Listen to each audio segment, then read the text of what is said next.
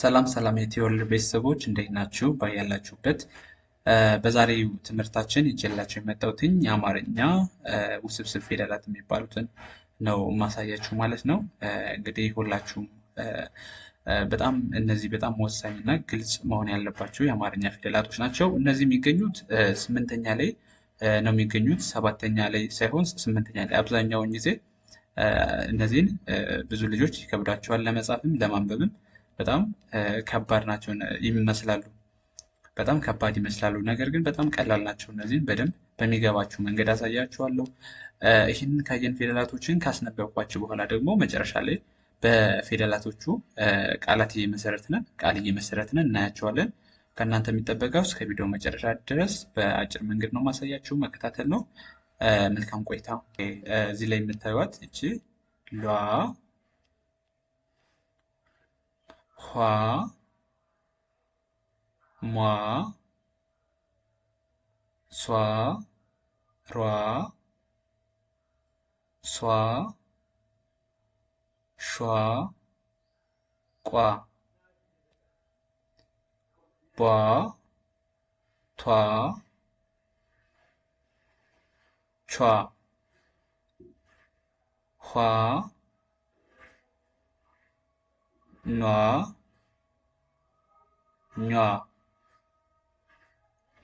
ኦኬ፣ ቀጣይ እዚህ ጋር ያለችዋ የአ ቤተሰብ እንደ ዋ ሳይሆን እ ነው የምትባለው። መጀመሪያ ላይ ነው የምትገኘው። ብዙ ልጆች እችኛዋን ፊደል አታውቋትም ማለት ነው። እ ትባላለች። እዚህ ጋር የምታዩት የሚል ድምፅ አላት ማለት ነው። ሁሎቹ ስምንተኛ ድምፅ አላቸው ማለት አይደለም። ስምንተኛ ላይ የሌላቸው አሉ። ለምሳሌ ወ ወደታች የምናየው ሆኖ ወ ተብሎ መጨረሻ ላይ ስምንተኛ ላይ እንደዚህ አይነት ድምፅ የለም።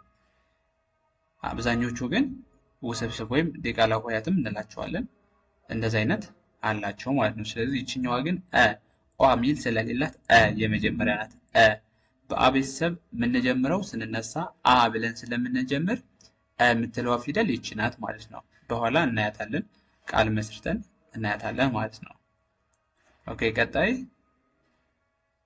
ኳ ኋ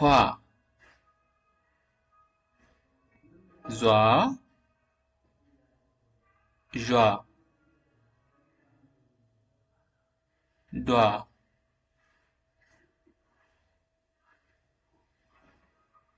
ጇ ጓ። ቀጣይ ጧ ጯ ጧ ጿ ፏ ፓ ቫ።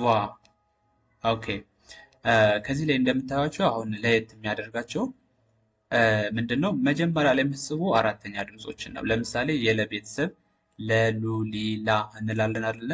አራተኛ ድምጿ አንድ እግሯ አጭር ናት። ስለዚህ አራተኛ ድምጿን ከጻፍንን በኋላ አንድ መስመር አግድም መስመር እናደርጋለን ማለት ነው። ሌላ ልዩነት የለውም። አንድ መስመር እናደርጋለን። ስለዚህ ሌሎችንም ማየት ትችላላችሁ። ሀ ሁ ሂ ሃ የዚችኛዋ ሀ አራተኛ ድምጿን ከጻፍንን በኋላ በዚህ በቀኝ በኩል አግድም ሰረዝ እናደርጋለን። የመንም ማየት ትችላላችሁ። ሟ ለማለት መጀመሪያ ላይ ማን እንጽፍና ማን ከጻፍንን በኋላ አግድም ሰረዝ ከታች ከእግሯ ላይ እናደርጋለን። ሷን ማየት ትችላላችሁ። ሰሱ ሲሳ አራተኛዋን ድምፅ ከጻፍንን በኋላ ሷ ለማለት አግድም ሰረዝ እናደርጋለን። ከዛ እሯ ግን በላይ በኩል ነው መስመር ያላት። ረሩ ሬራ የምንጽፈው ግን ጊዜም ቢሆን አራተኛ ድምፆችን ነው። ስለዚህ የእራ የምትለዋን የአራተኛ ድምፅ ከጻፍንን በኋላ ከላይ አግድም መስመር ሰረዝ አደረግንን ማለት ነው። ሳን ማየት ትችላላችሁ። ማለትም ሷ ሰሱ ሲሳ ሳን ከጻፋችሁ በኋላ መስመር አግድም ታደርጋላችሁ። ሁሎችንም በዚህ መንገድ ማየት ትችላላችሁ። ይሄንም ቃንም ማየት ትችላላችሁ።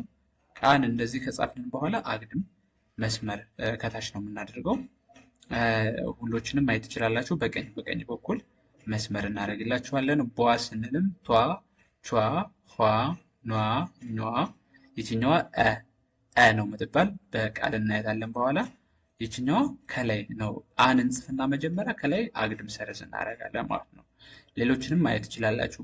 በጣም ውስብስብ ይመስላሉ፣ ግን በቀላል መንገድ ማወቅ ትችላላችሁ፣ ማየት ትችላላችሁ። እየጻፋችሁ መለማመድ። መጀመሪያ ላይ አራተኛ ፊደላቶችን ጽፋላችሁ። ከዛ በቀኝ በኩል አግድም ሰረዝ ማድረግ ትችላላችሁ። ኳ፣ ኋ፣ ዟ፣ ሿ፣ ዷ፣ ጇ። ከዛ ጓ። ይችኛዋ ደግሞ ብዙ ጊዜ ንን ትመስላለች። ነኑ ኒና ን አይደለችም። እቺ ጓ ነው የምትባል። ልዩነት አላቸው። በደንብ ልዩነታቸውን ማየት አለባችሁ ማለት ነው። ከዛ ጧ፣ ጯ፣ ፏ፣ ጿ፣ ፏ፣ ፏ፣ ቫ። በጣም ጥሩ። ስለዚህ እነዚህን ከያዛችሁ በዚህ መንገድ እነዚህን ከያዛችሁ አሁን ደግሞ ቃል የመሰረትንን በእያንዳንዳቸው የተወሰኑትን እናያለን ማለት ነው። ኦኬ ሏ፣ ባ፣ ሏ። እዚህ ላይ እንደምታዩት ሏን ጻፍንና ባ ሏ ይላል ማለት ነው። ሟ፣ ሟ፣ ቷ፣ ቤቷ፣ ሷ፣ እሷ። ኦኬ ቋ፣ ቋንቋ፣ ቧ፣ ቧንቧ፣ ኧረ። እዚህ ላይ የሚለው ድምፅ ኧረ ለማለት ስትፈልግ በዚህኛው እንጽፋለን። ኧረ። ስለዚህ በዚህ መንገድ እንጽፋለን ማለት ነው። እሺ ጓ፣ ጓንት፣ ኋ፣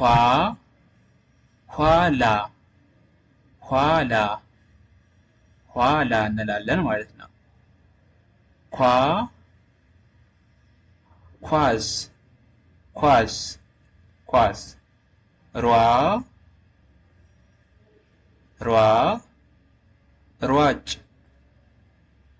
ሯጭ።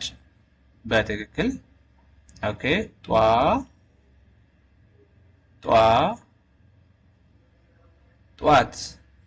ጧት፣ ዟ፣ ዟሪ፣ ፏ፣